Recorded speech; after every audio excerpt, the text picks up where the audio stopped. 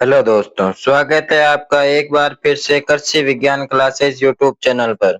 उम्मीद करता हूं कि आप सब स्वस्थ होंगे, मस्त होंगे और सेकंड सेमेस्टर की तैयारी कर रहे होंगे। आपकी इसी तैयारी को मजबूत करने के लिए आज हम लेकर आए environment studies and disaster management का एक टॉपिक है, जिसका टाइटल है इकोसिस्टम। यानी आज की क्लास में हम इकोसिस्टम के बारे में चर्चा करने वाले हैं। आज की क्लास में इस संपूर्ण इकोसिस्टम के बारे में हम चर्चा कर लेंगे। आज की क्लास हमारी 4 नंबर की क्लास होने वाली है। पीछे हमने 3 टॉपिक कंप्लीट कर लिए हैं, जिसमें हमने अनेक प्रकार के जो स्रोत होते हैं, जो रिसोर्सेज होते हैं, उनके बारे में चर्चा की थी। यदि आपने वह क्लासें नहीं देखी है तो आप कृषि विज्ञान क्लासेज यूट्यूब चैनल की प्लेलिस्ट पर जाकर सभी क्लासें देख सकते हैं। और अन्य सब्जेक्ट की क्लासें भी होती रहती है, इसलिए आप अन्य सब्जेक्ट की भी अलग अलग प्ले लिस्ट बना रखी है, वहां से जाकर सभी क्लासें देख सकते हैं और उनके नोट्स बना सकते हैं। उससे पहले यदि आप इस चैनल पर नए हैं और आपने अभी तक चैनल को सब्सक्राइब नहीं किया है तो चैनल को सब्सक्राइब कर दें और बेल आइकन को प्रेस कर दें, ताकि सबसे पहले नोटिफिकेशन आपके पास हो आए और आप अपनी तैयारी को और मजबूत कर सकें। चलिए तो आज की क्लास शुरू करते हैं। आज की क्लास में हम इकोसिस्टम के बारे में जानने वाले हैं। यानी इकोसिस्टम का परिचय, संरचना और कार्य के बारे में हम जानेंगे। सबसे पहले हम जानेंगे कि इकोसिस्टम होता क्या है। यानी इकोसिस्टम एक पर्यावरण के सभी जीवित यानी जैविक और अजैविक यानी बायोटिक और एबायोटिक घटकों का एकीकृत होने के से संबंधी है। यानी जो जैविक और अजैविक घटक होते हैं उनके जो आपसी संबंध होते हैं, उसी से जो मिलकर जो तंत्र बनता है उसे ही हम इकोसिस्टम या पारिस्थितिकी तंत्र कहते हैं। ये प्रणाली उन सभी जीवों और उनके पर्यावरण के बीच के आपसी संबंधों को शामिल करती है। पारिस्थितिकी तंत्र को बायोकोनोसिस, होलोकोसम या बायोसिस्टम भी का जैसे अन्य शब्दों से संदर्भित किया जाता है, लेकिन पारिस्थितिकी तंत्र या इकोसिस्टम शब्द सबसे अधिक प्रयोग में आता है। यानी पारिस्थितिकी तंत्र को पारिस्थितिकी का मूलभूत कार्यात्मक इकाई माना जाता है, जिसमें जैविक और अजैविक घटक एक दूसरे के साथ मिलकर जीवन को बनाए रखने के लिए क्रियाशील होते हैं। यानी इकोसिस्टम क्या होता है कि जो जैविक और अजैविक घटक होते हैं उनका जो आपसी संबंध होता है उसे ही हम इकोसिस्टम कहते हैं। इकोसिस्टम की परिभाषा आपसे पूछी जा सकती है, इसलिए आपको इकोसिस्टम की परिभाषा याद कर लेनी है। इकोसिस्टम छोटे से लेकर विशाल समुद्र तक हो सकता है। ये अस्थायी जैसे कृषि क्षेत्र और स्थायी जैसे जंगल या महासागर भी हो सकते हैं। ये तालाब में रखा हुआ संतुलित एक्वेरियम भी एक कृत्रिम यानी आर्टिफिशियल रूप से स्थापित इकोसिस्टम के रूप में समझा जा सकता है। अब हम जानेंगे कि इकोसिस्टम के लक्षण क्या क्या होते हैं। यानी स्मिथ के अनुसार इकोसिस्टम में निम्नलिखित सामान्य लक्षण होने चाहिए, जिसमें पहला आता है संरचनात्मक और कार्यात्मक इकाई। जो इकोसिस्टम है वे इकोलॉजी का ही एक मुख्य घटक होता है। यानी जो इकोसिस्टम है इकोलॉजी का ही एक मुख्य भाग या आप इसे मुख्य घटक भी कह सकते हैं। और दूसरा आता है प्रजातियों में विविधता। यानी अधिक जटिल प्रस्थ इकोसिस्टम में उच्च प्रजातियों की विविधता होती है। और अगला आता है ऊर्जा प्रवाह और सामग्री का चक्रण। यानी इकोसिस्टम में क्या होता है कि एक जीव से दूसरे जीव में ऊर्जा का स्थानांतरण होता है। और जो सामग्री का चक्रण जैसे अन्य गैसों का चक्रण भी होता है, जैसे कार्बन, नाइट्रोजन और ऐसे और भी अन्य गैसें होती है जिनका चक्रण भी होता है। अगला आता है ऊर्जा की आवश्यकता। यानी अधिक जटिल इकोसिस्टम को बनाए रखने के लिए कम ऊर्जा की आवश्यकता होती है। इन्हें क्या होता है कि जो अधिक जटिल इकोसिस्टम बनाते हैं उसके लिए ऊर्जा जो होती है उसकी आवश्यकता कम होती है। और अगला आता है परिपक्वता। यानी इकोसिस्टम सरल अवस्था से जटिल अवस्था की ओर विकसित होते हैं। यानी हमेशा याद रखना कि जो इकोसिस्टम होता है वह सरल अवस्था से जटिल अवस्था की ओर गतिशील होता है। और अगला आता है पर्यावरणीय सीमाएं। यानी जो इकोसिस्टम में पर्यावरणीय समताओं की सीमाएं होती है। और पर्यावरणीय परिवर्तन यानी इकोसिस्टम में परिवर्तनों के प्रति जीवों का अनुकूल आवश्यक जो जीवों में जो अनुकूलन होता है वह आवश्यक होता है। अब हम जानेंगे कि जो इकोसिस्टम होता है उसके प्रकार यानी टाइप ऑफ इकोसिस्टम। इसमें पहला आता है नेचुरल इकोसिस्टम यानी प्राकृतिक इकोसिस्टम। स्थलीय पारिस्थितिकी तंत्र यानी स्थलीय इकोसिस्टम में जैसे जंगल, घास भूमि, यानी जो घास जिस भूमि पे घास उगते हैं वह, और जो रेगिस्तान होते हैं वे सभी स्थलीय इकोसिस्टम में आते हैं। और अगला आता है जो वाटर इकोसिस्टम यानी मीठे पानी की जैसे झीलें हो गई, तालाब हो गया, नदियां होती है, ये सभी मीठे पानी में आते हैं। और जो समुद्री इकोसिस्टम होता है उसमें आते हैं महासागर या सागर कह सकते हैं आदि। और अगला आता है आर्टिफिशियल इकोसिस्टम यानी कृत्रिम पारिस्थितिकी तंत्र।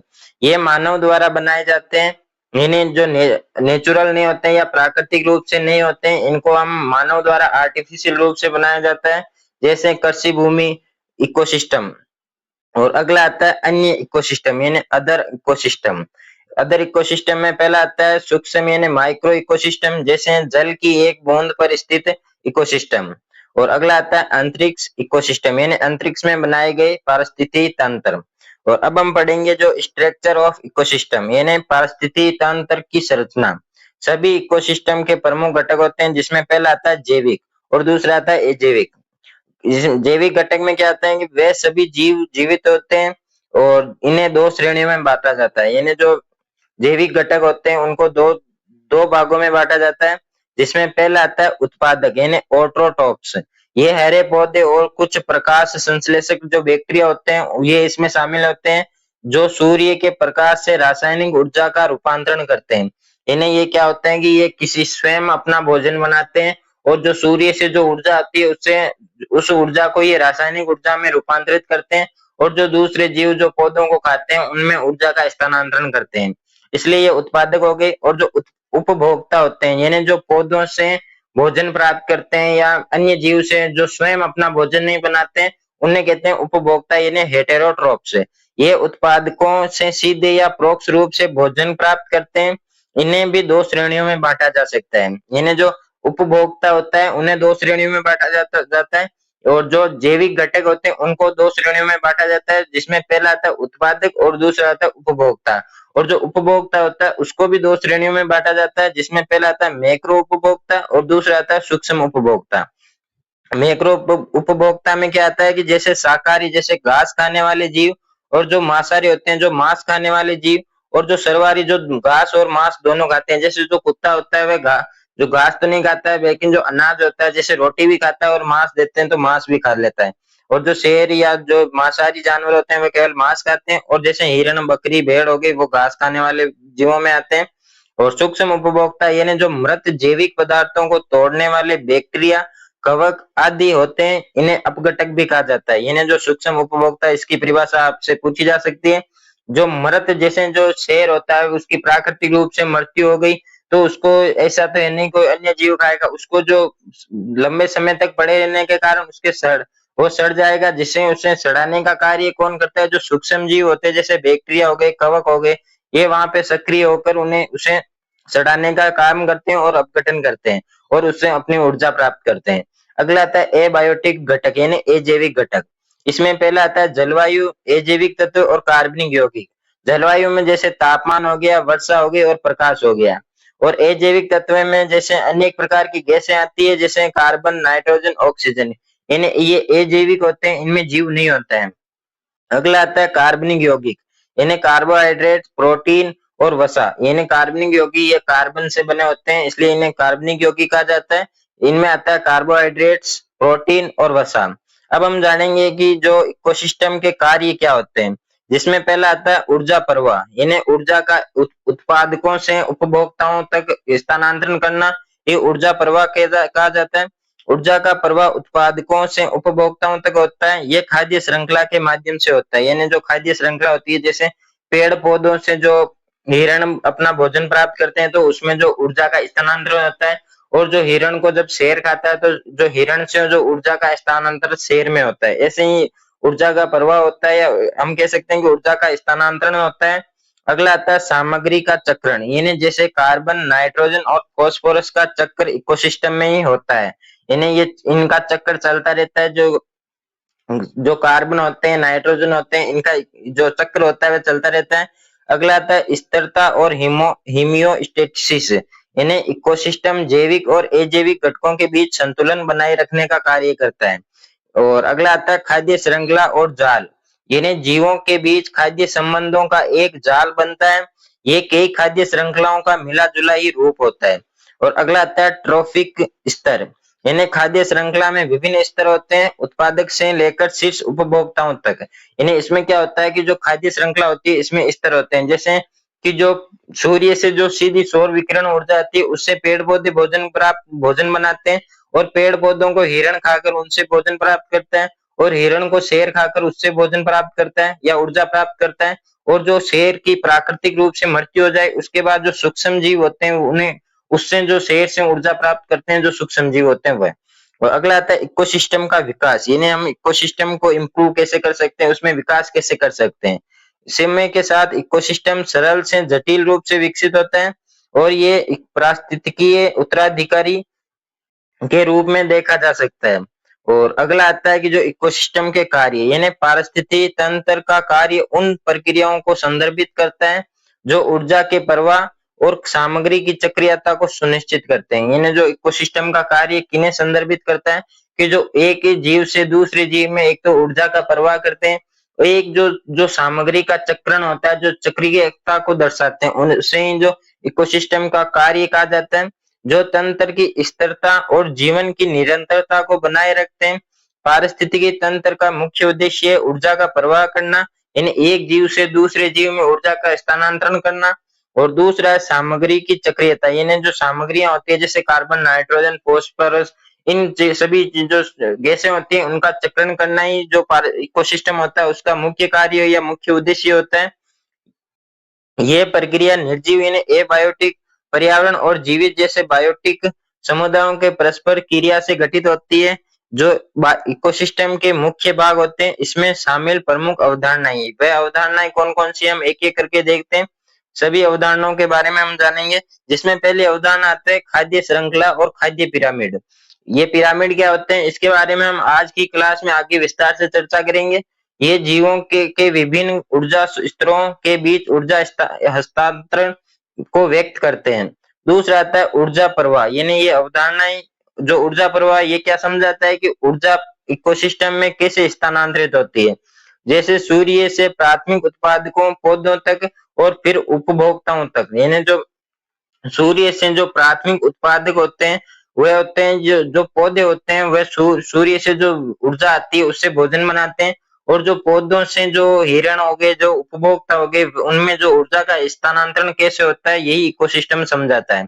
अगला आता है पोषक चक्र, यानी ये इकोसिस्टम में आवश्यक तत्वों जैसे कार्बन, नाइट्रोजन उनका पुनर्चक्रण को व्यक्त करता है, यानी उनका पुनर्निर्माण करता है या पुनर्चक्रण करता है। और अगला आता है इकोसिस्टम का विकास और उत्कर्ष, यानी ये बताता है कि इकोसिस्टम के समय के साथ कैसे बदलते हैं और विकसित होते हैं, यानी इकोसिस्टम समय के साथ कैसे बदलता है और कैसे उसमें विकास या विकसित होता है ये हमें इकोसिस्टम बताता है। और इकोसिस्टम की स्थिरता, यानी ये तंत्र के भीतर संतुलन और स्थिरता बनाए रखने की प्रक्रिया को व्यक्त करता है। ये कुछ अवधारणाएं थी जिनके बारे में हमने एक एक करके चर्चा की। अब हम पढ़ेंगे जो पारिस्थितिकी ऊर्जा, यानी जो पारिस्थितिकी ऊर्जा का अध्ययन जो इकोसिस्टम में ऊर्जा के प्रवाह पर केंद्रित है। इसके मुख्य बिंदु निम्नलिखित हैं, यानी कुछ मुख्य बिंदु हैं उनके बारे में हम चर्चा करते हैं। जिसमें सौर ऊर्जा सबसे पहला मुख्य बिंदु है कि जो पृथ्वी की सतह पर लगभग 340 वॉट प्रति वर्ग मीटर प्रति वर्ष सौर ऊर्जा पहुंचती है। यानी जो सूर्य से जो किरणें आती है जो सौर विकिरण ऊर्जा आती है वह पृथ्वी पर प्रति वर्ष में प्रति वर्ग मीटर में 340 वॉट मतलब ऊर्जा आती है। लेकिन उसका उपयोग जो पृथ्वी द्वारा उसका पूरा उपयोग जो 340 वोट ऊर्जा आती है उसका संपूर्ण रूप से उपयोग नहीं कर पाती है। उसमें फिर आप कहेंगे कि ये ऊर्जा जाती है, तो इसमें क्या होता है कि कुछ ऊर्जा का कुछ भाग तो वापस अधिकांश भाग जो होता है वह तो ऊर्जा अंतरिक्ष में वापस परावर्तित हो जाता है और कुछ वातावरण द्वारा अवशोषित कर लिया जाता है। और अगला आता है हरी पौधों द्वारा ऊर्जा का उपयोग, जो हरे पौधे होते हैं उनके द्वारा भी जो सौर विकिरण ऊर्जा होती है उनका उपयोग करके जो भोजन बनाया जाता है। और जैसे पृथ्वी की सतह पर पहुंचने वाली सौर ऊर्जा का केवल 1 से 5% यानी 100% जो ऊर्जा आती है सूर्य से उसका केवल 1 से 5% ही जो पौधे होते हैं वह प्रकाश संश्लेषण के द्वारा रासायनिक ऊर्जा में परिवर्तित कर पाते हैं। और जो शेष ऊर्जा होती है जैसे 95% मान लीजिए कि जो 95% जो ऊर्जा होती है वह वापस अंतरिक्ष में परावर्तित हो जाती है या जो वातावरण होता है उसके द्वारा गर्मी के रूप में अवशोषित कर ली जाती है। यानी बाकी ऊर्जा तो गर्मी के रूप में अवशोषित होती है या पारित हो जाती है।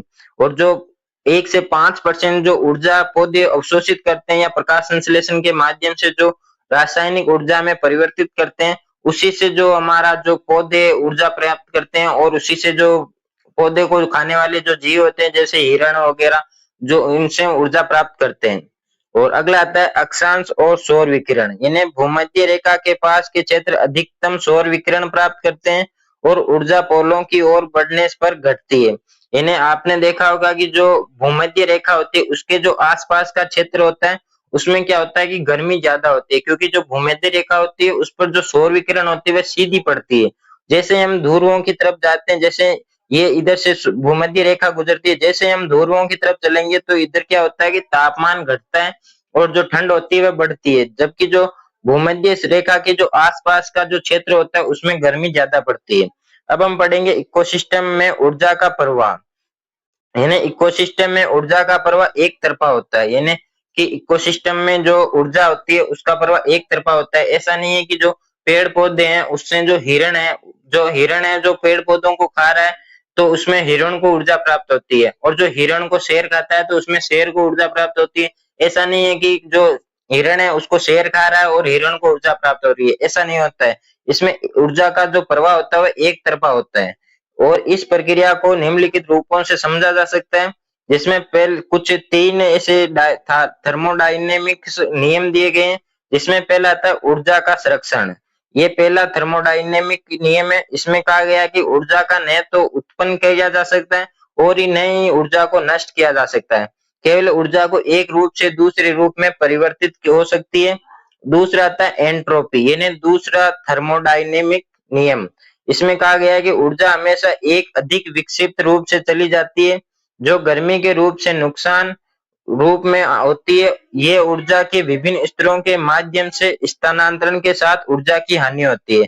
इन्हें जैसे ही एक जीव से दूसरे जीव में जो ऊर्जा का स्थानांतरण होता है उसमें ऊर्जा की हानि होती है। जैसे पौधा सूर्य से जो 100% ऊर्जा का बनाता है या ऊर्जा ग्रहण करता है, लेकिन जब हिरण पौधे को खाता है तो उसमें केवल 10% ही ऊर्जा का स्थानांतरण होता है।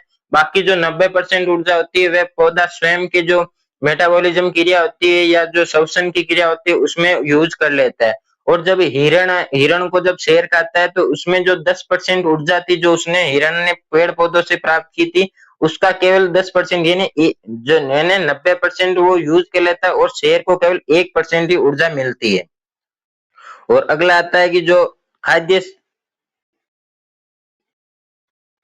खाद्य श्रृंखला में ऊर्जा का स्थानांतरण, इन्हें पौधों द्वारा प्रकाश संश्लेषण के माध्यम से पकड़ी गई ऊर्जा खाद्य श्रृंखला के माध्यम से स्थानांतरित होती है और हर चरण में कुछ ऊर्जा शोषण के रूप में छोड़ दी जाती है या गर्मी के रूप में खो जाती है, जो थर्मोडायनेमिक्स के दूसरे नियम के अनुरूप है। यानी इसमें कहा गया है कि जो ऊर्जा होती है वह गर्मी के रूप में या तो खो जाती है या जैसे जो ऊर्जा होती है श्वसन या जो मेटाबॉलिज्म क्रिया होती है उसके रूप में यूज कर ली जाती है। इससे क्या होता है कि जो अगला जो जीव है जो उससे जैसे जो शेर है वो हिरण से ऊर्जा प्राप्त करता है तो उसमें पूरी जो हिरण में जो ऊर्जा थी वह उसका पूर्ण रूप से स्थानांतरण नहीं हो पाता है, उसका केवल 1% ही शेर ऊर्जा प्राप्त कर सकता है। और अब हम पढ़ेंगे इकोलॉजिकल इफिशियंसी। इकोलॉजिकल इफिशियंसी में क्या होता है कि वह दक्षता होती है जिसके माध्यम से ऊर्जा एक ट्रॉफिक स्तर से दूसरे ट्रॉफिक स्तर में स्थानांतरित होती है। ये एक इकोसिस्टम से ऊर्जा को संरक्षित करने और खाद्य श्रृंखला में अगले स्तर तक पहुंचाने की क्षमता को मापने का एक तरीका है। यानी जैसे शेर ने हिरण को खाया तो हिरण से शेर को कितनी ऊर्जा मिली इसको आप कैसे मापेंगे, तो इसको मापने का एक तरीका है इकोलॉजिकल इफिशियंसी, यानी शेर ने हिरण से कितनी ऊर्जा प्राप्त की। ये इसका एक सूत्र भी है जो हम आगे देखेंगे। और प्रत्येक ट्रॉफिक स्तर पर ऊर्जा की हानि, यानी जो ट्रॉफिक स्तर होता है जैसे एक जीव से दूसरे जीव में ऊर्जा का स्थानांतरण, उसमें जो ऊर्जा की जो हानि होती है जैसे उत्पादक है जो पेड़ पौधे हैं उसमें 100% ऊर्जा है, लेकिन जो शाकाहारी जैसे हिरण है यदि वह पेड़ पौधों को खाएंगे तो उसमें केवल 10% ऊर्जा का ही स्थानांतरण होगा। और जैसे ही मांसाहारी जो शेर है वो हिरण को खाएंगे तो उसमें केवल 1% ऊर्जा का स्थानांतरण होगा। जैसे हम इसे देखते हैं कि खाद्य श्रृंखला में प्रत्येक स्तर में केवल एक हिस्सा ही ऊर्जा अगले स्तर तक पहुंचता है, बाकी ऊर्जा मुख्य रूप से श्वसन आंदोलन और गर्मी उत्सर्जन जैसे मेटाबॉलिज्म प्रक्रियाओं के माध्यम से खो जाता है।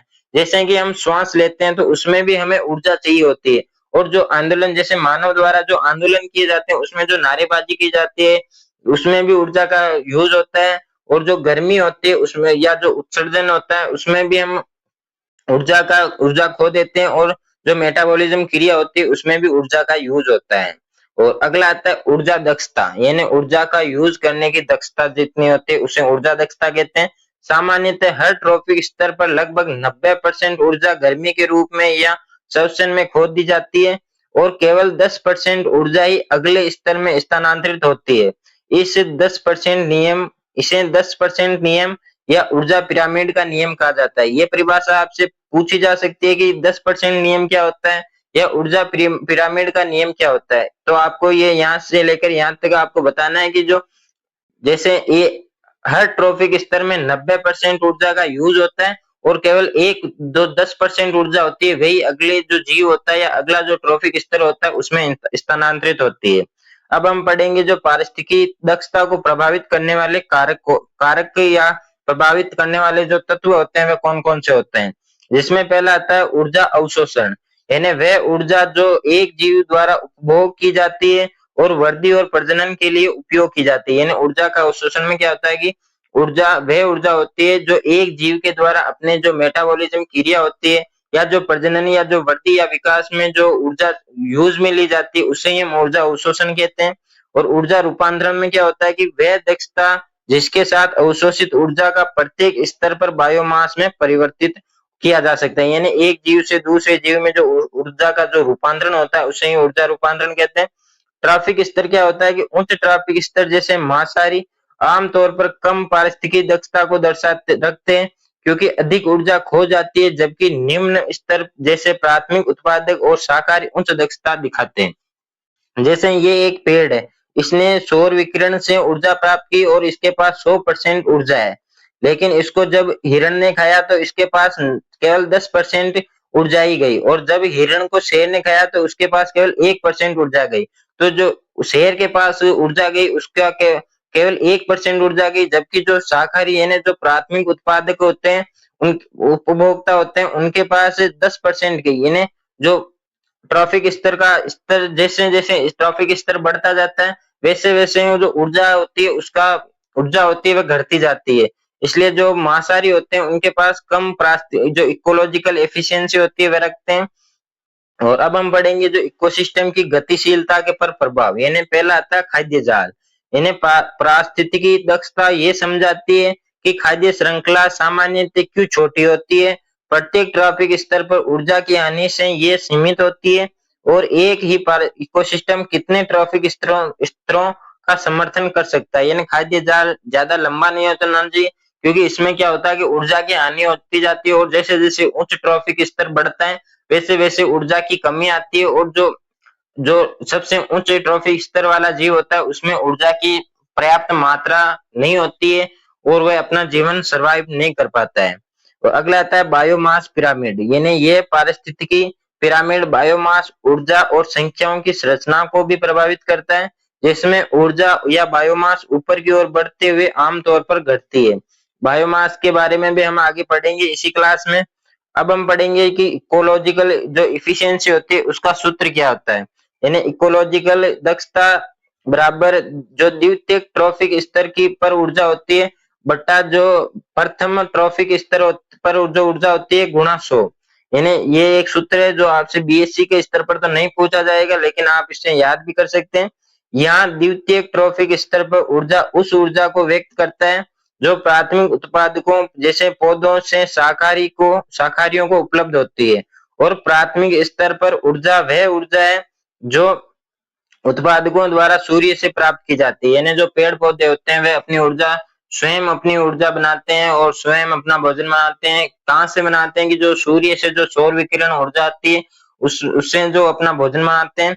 इसका उदाहरण है एक सामान्य भूमि पर इकोसिस्टम में, यानी प्राथमिक उत्पादक पौधे सूर्य से ऊर्जा प्राप्त करते हैं, और जो शाकाहारी यानी प्राथमिक उपभोक्ता होते हैं पौधों को खाते हैं और इस ऊर्जा को अपनी बायोमास में परिवर्तित करते हैं।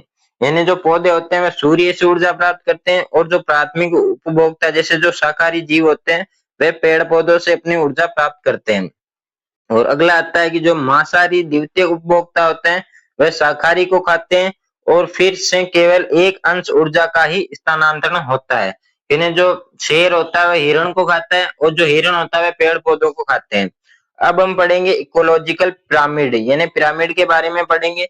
वे ग्राफिकल प्रतिनिधित्व होते हैं जो पारिस्थितिकी तंत्र के विभिन्न ट्रॉफिक स्तरों पर, जैसे उत्पादक, शाकाहारी और मांसाहारी के बीच ट्रॉफिक संरचना और कार्य को दर्शाते हैं। ये पिरामिड पारिस्थितिकी तंत्र में विभिन्न स्तरों के बीच के जीवों के बीच रिश्ते और ऊर्जा प्रवाह को समझने में मदद करते हैं। जो पारिस्थितिकी पिरामिड होते हैं उसके कुछ प्रकार हैं, जिसमें सबसे पहले हम देखेंगे कि जो संख्याओं का पिरामिड, यानी ये पिरामिड प्रत्येक ट्रॉफिक स्तर पर जीवों की संख्या को दर्शाता है। यानी इसमें जो संख्या का पिरामिड होता है वह उल्टा और सीधा दोनों हो सकता है, और जो बायोमास का होता है वो भी उल्टा और सीधा दोनों पिरामिड बन सकते हैं।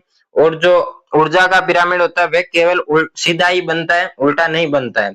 इसमें जो संख्या का पिरामिड होता है वह सीधा पिरामिड होता है और उल्टा पिरामिड भी होता है। जैसे इसको हम समझते हैं कि जो संख्या का पिरामिड हो गया, ये सीधा तो ऐसे बनता है जैसे कि एक जंगल है जिसमें पेड़ पौधों की संख्या 1000 है, या इससे ज्यादा भी हो सकती है, और इसी जंगल में कम से कम 100 हिरण है और लगभग 10 उसमें जो शेर है, तो इसकी संख्या जो ऊपर की तरफ घटती है, इसलिए ये हो गया एक सीधा पिरामिड। और इसी का जो उल्टा पिरामिड होता है संख्या का, जैसे एक पौधा है और उस पर लगभग 100 चिड़िया है और 100 चिड़िया पर लगभग 1000 परजीवी होते रहते हैं, ये इसका उल्टा हो गया। जैसे सीधा पिरामिड, जब उत्पादकों की संख्या सबसे अधिक होती है और ये संख्या क्रमशः शाकाहारी और मांसाहारी की ओर घटती जाती है, जैसे घास भूमि का इकोसिस्टम। और उल्टा पिरामिड में जब किसी इकोसिस्टम में उच्च ट्रॉफिक स्तर पर जीवों की संख्या अधिक होती है, जैसे परजीवी खाद्य श्रृंखला में। अब हम देखेंगे कि जो बायोमास का पिरामिड, यानी पिरामिड ऑफ बायोमास, ये पिरामिड प्रत्येक ट्रॉफिक स्तर पर समग्र जीवित पदार्थों का सूखा वजन दर्शाता है। यानी बायोमास में क्या होता है कि जो जीवित पदार्थ होते हैं उसका जो सूखा वजन होता है उसके आधार पर ये निर्धारित किया जाता है बायोमास। इसमें सीधा और उल्टा दोनों प्रकार के होते हैं। जैसे सीधा पिरामिड यानी घास भूमि और वन इकोसिस्टम में, जहां बायोमास क्रमशः उत्पादकों और शाकाहारियों और मांसाहारियों तक घटता जाता है। जैसे एक पौधे का वजन और 10 हिरणों का वजन, इसके हिसाब से जो सीधा पिरामिड होता है वह बनता है। और उल्टा पिरामिड में जल पारिस्थितिकी तंत्रों, जैसे तालाबों में, जहां उत्पादकों जैसे फेटो प्लांटन, यानी जो पलवक होते हैं उनके बारे में कहा गया, का बायोमास कम होता है और उपभोक्ताओं का बायोमास ज्यादा होता है, जिससे पिरामिड उल्टा बनता है। जैसे कि जो ये पिरामिड है, यहाँ पे जो पलवक होते हैं उनका वजन कम होता है, और इससे बड़ी जो पलवक को जो छोटी छोटी मछलियां खाती है उनका वजन ज्यादा होता है, और जो शार्क होती है उनकी संख्या तो कम होती है लेकिन इनका वजन सबसे ज्यादा होता है, तो इसका जो पिरामिड होता है वह उल्टा बनता है। और अब हम पढ़ेंगे कि ऊर्जा का पिरामिड, यानी ये पिरामिड प्रत्येक ट्रॉफिक स्तर पर ऊर्जा का प्रवाह की दर को दर्शाता है। और हमेशा सीधा पिरामिड, ऊर्जा की पिरामिड हमेशा सीधा होता है, यानी जो ऊर्जा का पिरामिड होता है वह हमेशा सीधा होता है, क्योंकि प्रत्येक ट्रॉफिक स्तर पर ऊर्जा का धीरे धीरे ह्रास होता है, यानी ऊर्जा का धीरे धीरे नुकसान होता है। उत्पादकों से उपभोक्ताओं तक ऊर्जा की मात्रा घटती जाती है, यानी जो उत्पादक होते हैं जैसे पेड़ पौधों से लेकर जो शाकाहारी, पेड़ पौधों को शाकाहारी जीव खाते हैं और शाकाहारी को मांसाहारी जीव खाते हैं, वहां तक जो ऊर्जा होती है वह घटती जाती है। इसलिए जो ऊर्जा का पिरामिड जो होता है वह हमेशा सीधा होता है। और अब हम पढ़ेंगे पारिस्थितिकी पिरामिड की विशेषता, यानी इनकी विशेषता क्या क्या होती है। विशेषताओं को देखते हैं कि घास भूमि इकोसिस्टम में संख्याओं का पिरामिड, यानी जो उत्पादक पौधे होते हैं सबसे अधिक संख्या में होते हैं।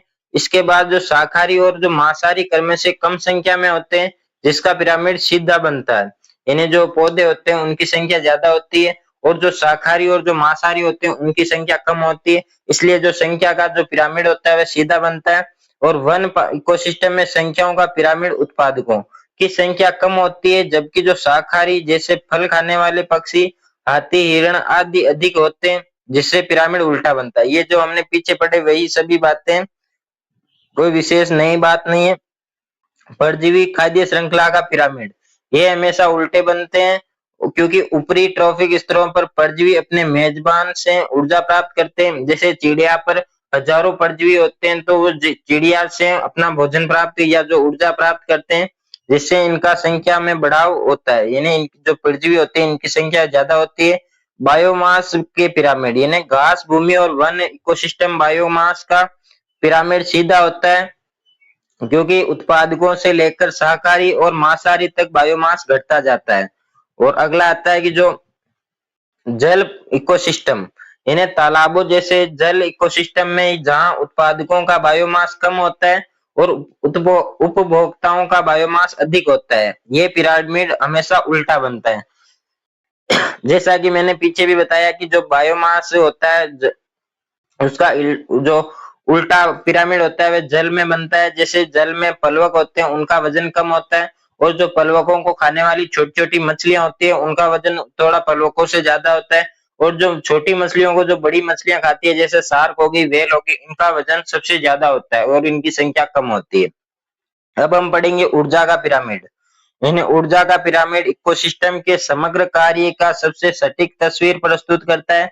ये खाद्य श्रृंखला के माध्यम से खाद्य सामग्री के प्रवाह की दर को दर्शा दिखाता है।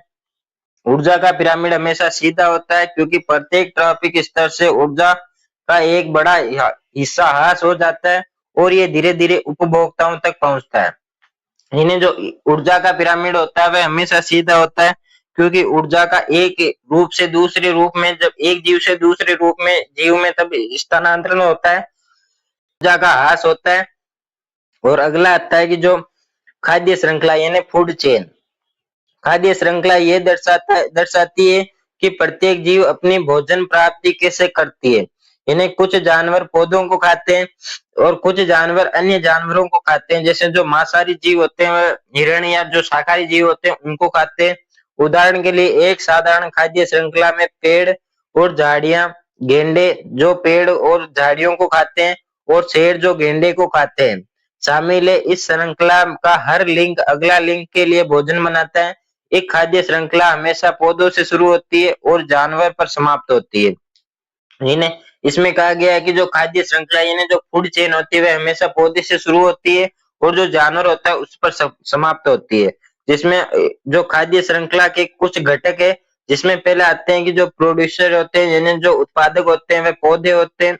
जिसमें जैसा कि कहा गया है कि हमेशा जो फूड चेन होती है वह पौधों से शुरू होती है। इन्हें पौधों को उत्पादक कहा जाता है। आपसे पूछा जा सकता है कि उत्पादक कौन होते हैं या पौधों को क्या कहा जाता है, जैसे प्राथमिक उपभोक्ता या द्वितीयक उपभोक्ता या उत्पादकता। इसे आप क्वेश्चन जो एबीसीडी आपसे एमसीक्यू क्वेश्चन आते हैं उसमें पूछा जा सकता है, क्योंकि वे सूर्य से प्राप्त प्रकाश ऊर्जा का उपयोग करके कार्बन डाइऑक्साइड और पानी से भोजन यानी चीनी उत्पन्न करते हैं। और दूसरा आता है कंज्यूमर्स यानी उपभोक्ता। जानवर अपने भोजन का निर्माण स्वयं नहीं कर सकते हैं, इसलिए उन्हें पौधों और अन्य जानवरों को खाना पड़ता है। उपभोक्ताओं के तीन समूह होते हैं, जिसमें पहला आता है शाकाहारी यानी हर्बीवोरस, जो केवल पौधों को खाते हैं। जैसे हिरण होगी, भेड़ होगी, बकरियां होगी, ये सभी क्या होते हैं, शाकाहारी जीव होते हैं जो पेड़ पौधों को खाते हैं। और जो मांसाहारी जीव होते हैं वे जीवों को खाते हैं, जो शाकाहारी जीव होते हैं उनको खाते हैं। जिनमें द्वितीयक उपभोक्ता यानी सेकेंडरी कंज्यूमर जो शाकाहारी को खाते हैं, और तृतीयक उपभोक्ता जो अन्य मांसाहारियों को खाते हैं, और उसका उदाहरण है मांसाहारी खाद्य वेब यानी फाइटोप्लवक होते हैं वे, और जो छोटे मछलियां और सील किलर और व्हेल यानी ये एक ऊर्जा का मतलब जो उपभोक्ता होते हैं, ये जो प्लवक होते हैं ये शाकाहारी की जो पौधे होते हैं, और जो छोटी मछलियां होती है वे शाकाहारी होती है, और जो व्हेल होती है वे मांसाहारी होती है।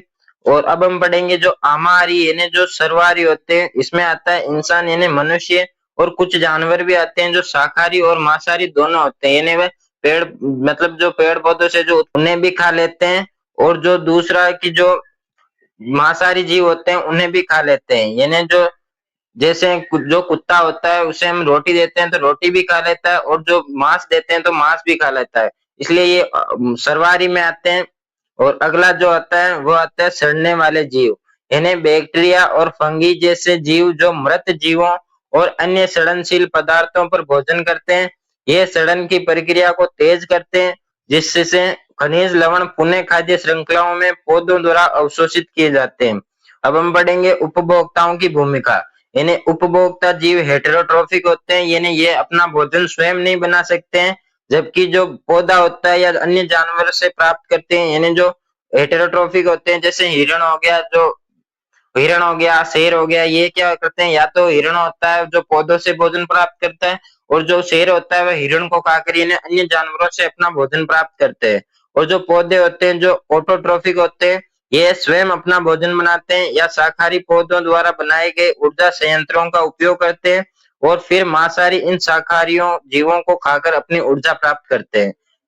और अगला आता है कि लास्ट आता है जो खाद्य वेब, यानी जो फूड वेब होती है वे क्या होती है कि एक खाद्य श्रृंखला में अधिक लिंक नहीं हो सकते, क्योंकि अगर बहुत सारे लिंक होंगे तो श्रृंखला के अंत में स्थित जानवर को प्राप्त पर्याप्त भोजन या ऊर्जा नहीं मिल पाएगी, जिससे उनका जीवन कठिन हो सकता है। अधिकांश जानवर एक से अधिक खाद्य श्रृंखलाओं का हिस्सा होते हैं और विभिन्न प्रकार के खाद्य पदार्थ खाते हैं, ताकि उनकी विभिन्न और भोजन और ऊर्जा आवश्यकता पूरी हो सके। जब कई खाद्य श्रृंखला आपस से जुड़ी होती है तो एक खाद्य वेब बनता है, जो खाद्य श्रृंखलाओं को आपसी जुड़ाव और आपसी आपस में जुड़े हुए लिंक का पैटर्न होता है। यानी इसमें क्या कहा गया है कि जो खाद्य श्रृंखला होती है ज्यादा लंबी नहीं हो सकती है, क्योंकि जो ऊर्जा का ह्रास होता है उसमें क्या होता है कि केवल 10% ऊर्जा ही अगले जीव को मिलती है। इससे क्या होता है कि जो उच्च ट्रॉफिक स्तर वाला जीव होगा उसको ऊर्जा की पर्याप्त मात्रा नहीं मिल पाएगी, जिससे उसका जीवन कठिन हो जाएगा। जैसे जो शेर होता है उसको केवल 10% ऊर्जा ही मिलती है, जबकि जो शाकाहारी जो हिरण होता है उसको लगभग मतलब शेर को केवल 1% ही ऊर्जा मिलेगी, जबकि जो शाकाहारी होता है उसको केवल 10% ऊर्जा मिलती है। जैसे हिरण को मान लो किसी लकड़बग्घे ने या पैंथर ने खा लिया तो 1% उसको मिली, जब शेर ने इसको जो पैंथर या लकड़बग्घा होता है उसको खाया तो शेर को केवल 0.1% ऊर्जा ही मिलती है। इसमें क्या होता है कि जो ऊर्जा पर्याप्त मात्रा में शेर को नहीं मिली तो शेर का जीवन है वह कठिन भी हो सकता है और उसे उसकी मृत्यु भी हो सकती है। ये आज का जो हमारा टॉपिक था इकोसिस्टम, इसके बारे में हमने संपूर्ण चर्चा की। आई होप आपको क्लास अच्छी लगी होगी और आपको पूरा टॉपिक समझ में भी आ गया होगा। नेक्स्ट जल्दी मिलेंगे अगली क्लास में, तब तक के लिए धन्यवाद। जय जवान जय किसान।